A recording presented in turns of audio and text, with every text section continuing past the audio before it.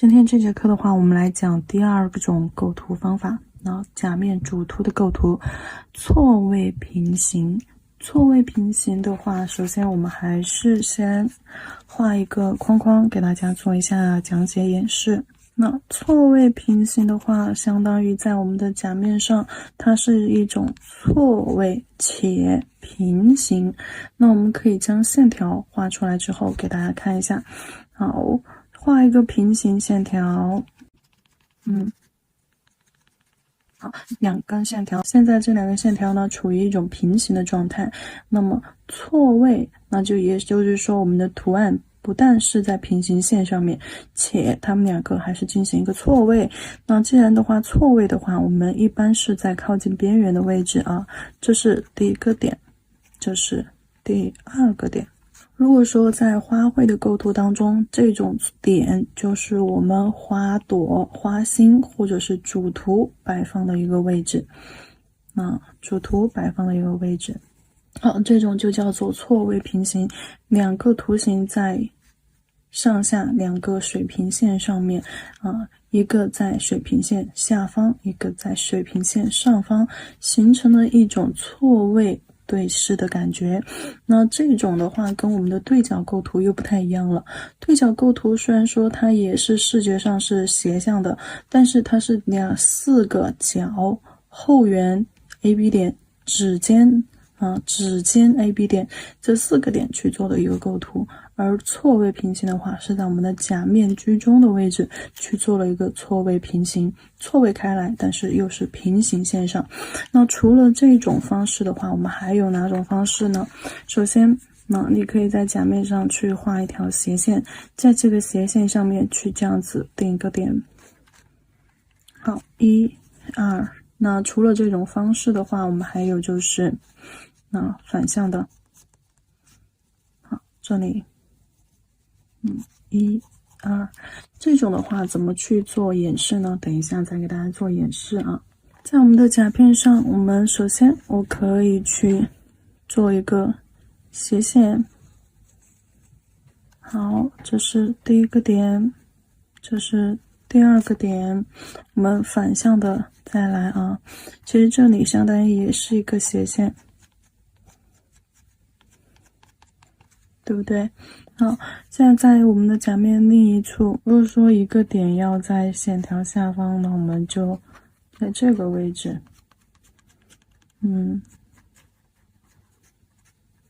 好，现在把虚线定位给它定出来了，接下来我们做一下演示。我们所说的这个点，它只是一个位置的摆放，或者是重点定位的一个点，而不是说我们的图案要画到这个点的，只能画这个点的位置或这个大小，也直接就画个圆儿，也不是，而且也不是需要根据线条来走这个不是线条构图法。我用虚线只是为了方便大家定好位置，而不是根据线条不是根据你虚线的方向去画，大家需要注意。那我们现在给它演示了之后，你们会理解的更加清楚一些。红色，好，那这里的话，我用这个色块在这个位置定一个色块，但是呢，我可以往下去过渡。色块画好之后，你看从大色块慢慢的变小，而且还是像一个尾巴一样充满了曲折。边缘柔边技法给它进行弱化，颜色越往下越浅。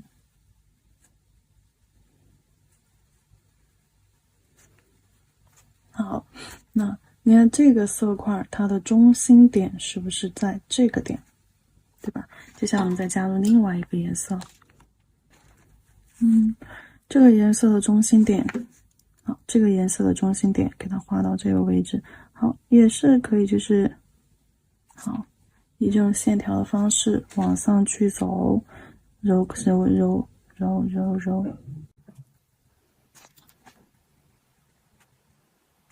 OK， 来看一下这两个，看一下两个色块的重点位置，那它们之间的关系是不是产生了一种错位的视觉感？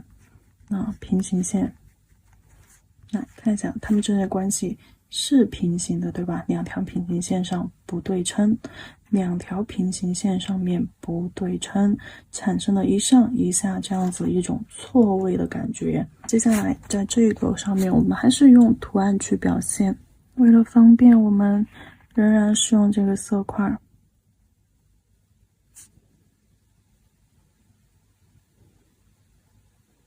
好，定好色块之后，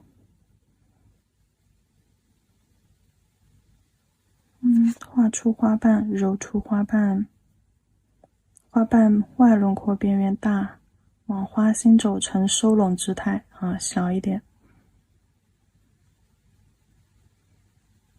重色区在花心的位置，这个是前面花瓣的那节课里面有讲过这个方法的啊。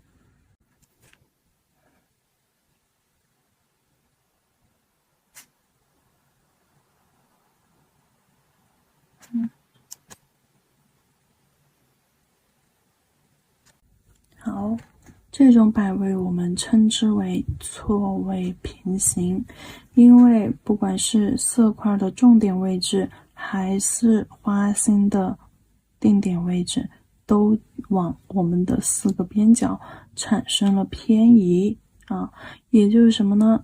也就是这根斜向的线它的一个水平角度不再是45度角，45度角的话就是咱们的这个对角构图了不再是45度角反而变成了一种接近于错位平行交错一上一下的一种感觉。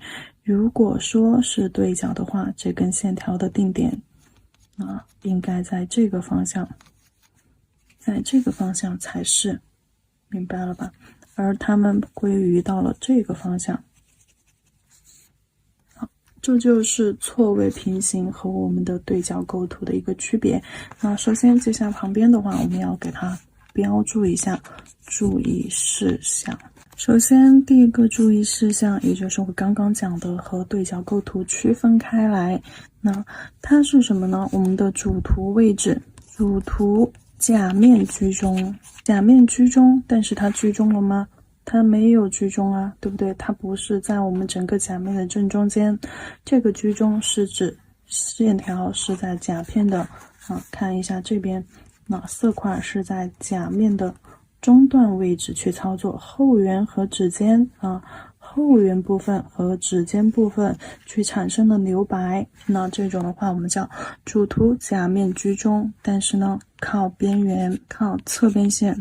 侧边线的话，我需要在旁边给大家注释备注一下怕有的宝子可能零基础的宝子不太清楚。我们的甲面从正面角度从这个角度从这个角度来观测我们的甲面。好，这里是甲面的侧底线，看到了吗？这里是甲面的侧底线。我的整个甲面的话，这里去看，它这里是一个半 C 弧，把水平线给它画上。好，这就是我们的这个角度。而侧底线的位置是在这里。好，看我这2个点儿，从另一个方向来看我们的甲片。好，这个是侧边。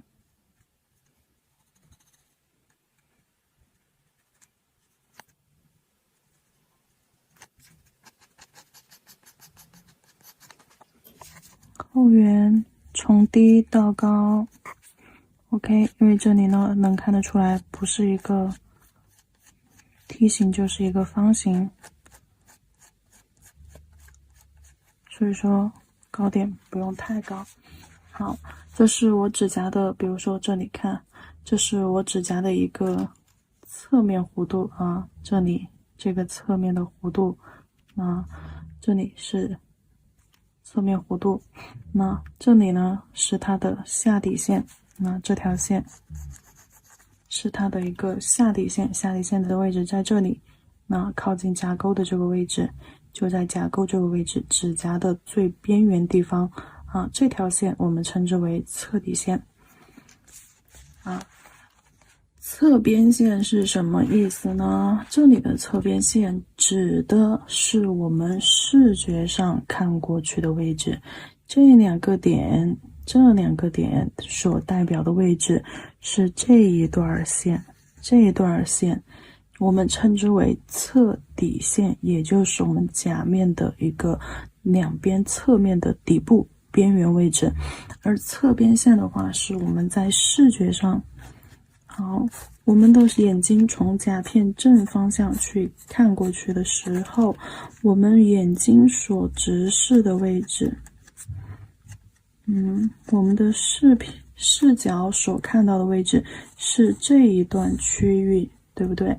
我们看不到的位置，看不到的位置是这一段区域。虽然说有余光，因为有弧度，我们还是能够稍微的看见，稍微的能看见这个弧度，但是我们是看不到侧底线的。正常的视角，除非是扁平甲或者是散青甲，这个弧度 C 弧比较宽扁比较平，往外散开，你能够看到。但正常的这种饱满的指甲你是看不到侧边线的，你必须要掰过来你才能看得到这个侧底线。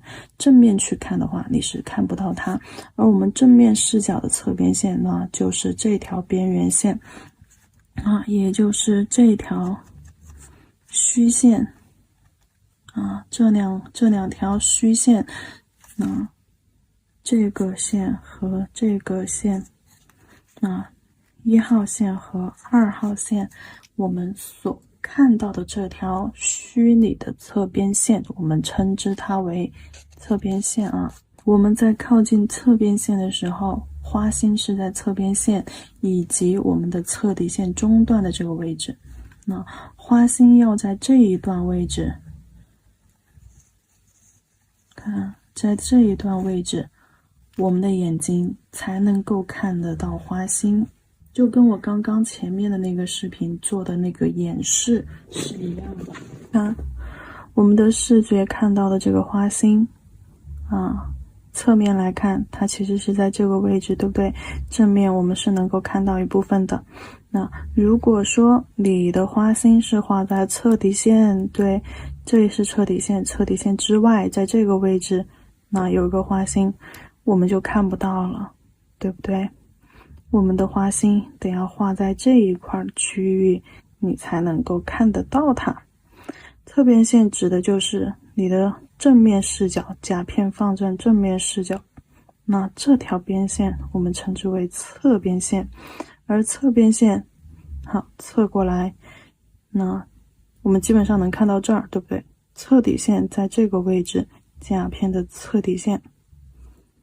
好，这里给大家讲清楚一点，是为了后面我讲到一些侧边线侧底线的时候方便大家能够听得清楚，搞得明白。这是第一个注意事项，主图甲面居中靠它的侧边线然后接下来第二个注意的事项，第二个注意事项的话是花朵一大一小，还是跟上面一样的一大一小，花朵一大一小然后第三个能看见花心又画花的时候能够看到花心，花心就是整朵花的重点如果是比如说色块晕染呀或者其他的一些东西事物的时候，一定能够看得见你表现的重点。第四不在同一水平线，这个就很重要也就我们画的两个位置，对吧？你看水平线在一个水平线在上方，一个水平线在这里下方，那这个色块也是，那它们两个物体不在同一条水平线上面。好，第五个就是中间留白别太多，还是和上面那个一样道理都一样。这个注意点和我们上面对角刚刚讲过的，上面那节课讲过的一样中间的留白不要太多，靠近一点。接下来我们还是一样在甲片上给大家演示一个款。接下来演示的款式的话，我要用我们的这个调色第11节课，调色那节课当中讲到的，我给大家就是归纳总结的这20组万能搭配色当中的第6组色，来给大家做下面的款式演示。这个颜色的话，我们来作为叶子的颜色，然后这两个颜色当中去挑一个来做底色。但是画花卉的颜色的话，我想用前面这个颜色，所以说这个我们来作为底色。然后选了一个，因为这里的话演示了2种浓度嘛，我们可以就是用浅一点涂薄一点稀释一下，用浅色，也可以用这个深一点的颜色啊，都行。所以说这套颜色的搭配不只是适用于我们的一些甲油胶啊、水彩，包括饰品都可以的啊。好，现在呢，我用这个颜色去做一个打底色，真假全涂。好，涂好了之后，去给它进行照灯，然后照灯结束30秒，照灯30秒结束之后，我们用白色彩绘胶和万能笔在甲面上去做出一个花形。这里的话，我想要画郁金香。花心的话，看甲片居中段位置去操作，然后去错位平行开来。好，定2个点，一个上，一个下。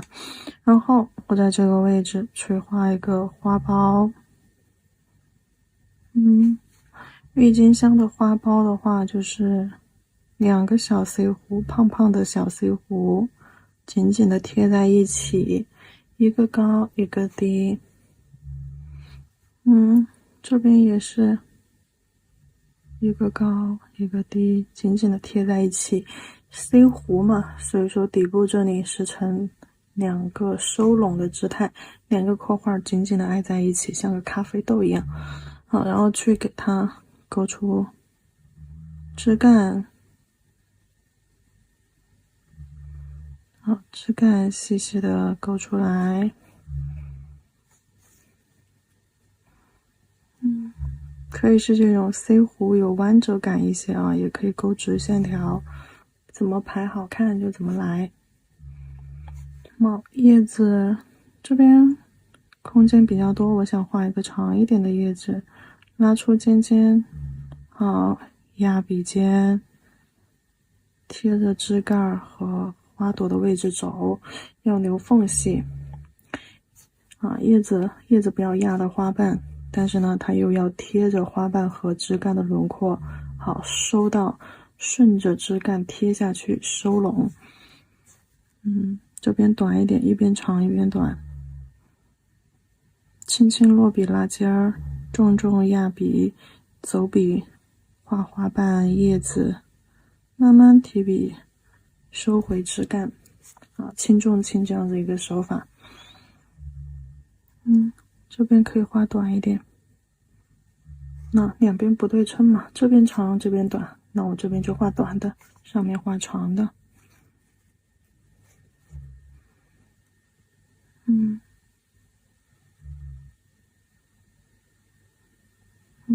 长的这个我甚至已经高出了它的头，这个位置有点空旷。那提笔用笔尖画一个卷儿，画一个 C 弧，卷儿的中间就开始压笔、收笔。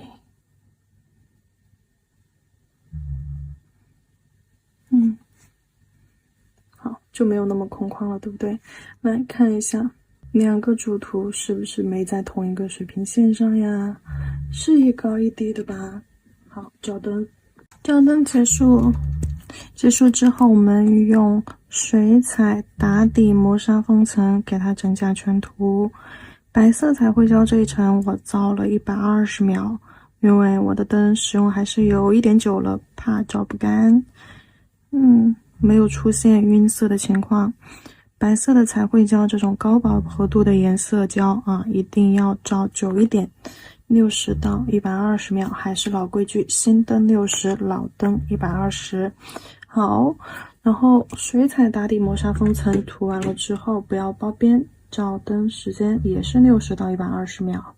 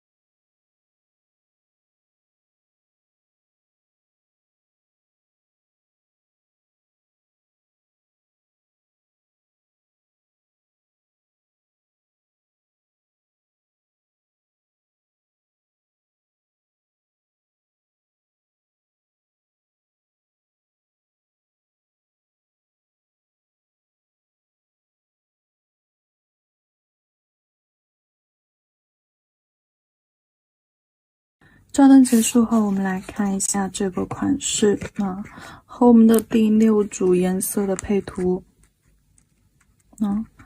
这个款式所用到的一个颜色搭配就是我们的第6组。这里的话，我是把其中一个颜色拆分成了底色，这样子去搭配。其实这3个颜色完整的去用到我们的花型当中也是可以的。一朵郁金香呢是这样子一个酱紫色，一朵郁金香是这样子一个棕红色，然后叶子都是这个黑棕色。这样子去看整个款式也是非常好看的啊。这就是万能搭配色组的运用。